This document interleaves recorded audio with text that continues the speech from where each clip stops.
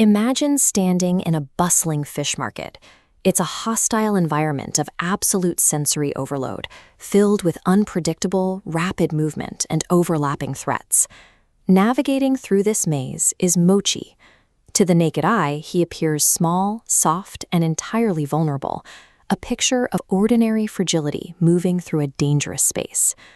On a strictly biological baseline, a nervous system in this setting is under siege. The brain struggles to track feet, speeding metal carts, and shouting voices, attempting to process a dozen moving targets simultaneously. Survival in this level of chaos demands a specialized mechanism, one that waits quietly just beneath the surface of conscious thought. Then, the environmental variables shift. A single fish is left exposed on the counter.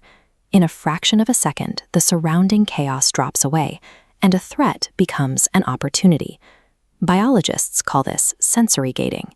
It is a highly specific neurological filter, where a predator's brain forcibly mutes all irrelevant background noise, reallocating massive amounts of processing power to one single focal point.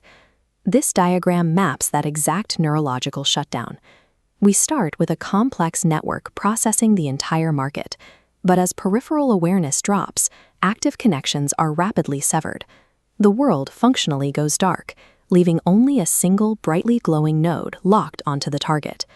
This extreme narrowing of focus is not a conscious choice. It is the necessary, involuntary first step to awakening an ancient, hardwired survival protocol.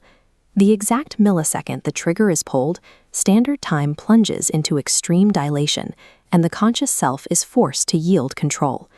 When the threat-assessing amygdala fires, the electrical signal completely bypasses the glowing frontal cortex, leaving the analytical center dark. Instead of logic, it blazes a high-speed red path straight down to the base of the spine, forging a primitive neural pathway. This bypass is a biological necessity. Consciously weighing risk and planning movement requires too many milliseconds. Attempting to think through the leap would guarantee failure. To achieve impossible speed, the modern conscious mind must momentarily die so the ancient shadow can take the reins. That bypassed neurological signal strikes the muscular system, immediately activating dormant fast-twitch fibers across the hind legs. This mechanical overlay demonstrates elastic energy storage.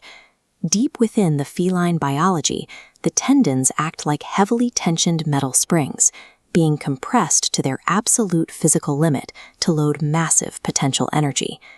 With conscious hesitation completely overridden, the biological springs snap. All of that stored energy is violently released into the single kinetic action of the leap. The physical execution is blinding. The animal moves with such explosive, unstoppable force that the movement physically escapes standard visual tracking.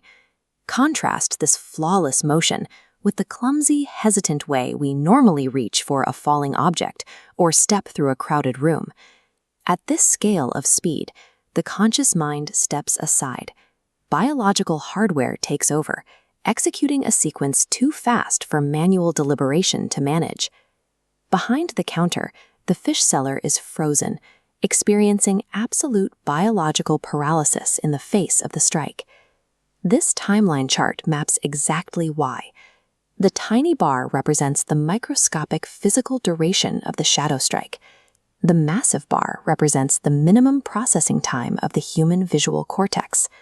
The action begins and ends before the optic nerve can even report the movement. True predatory speed operates entirely inside the blind spots of human biology, rendering opponents paralyzed not by fear, but by strict neurological limitation. Standard time abruptly returns.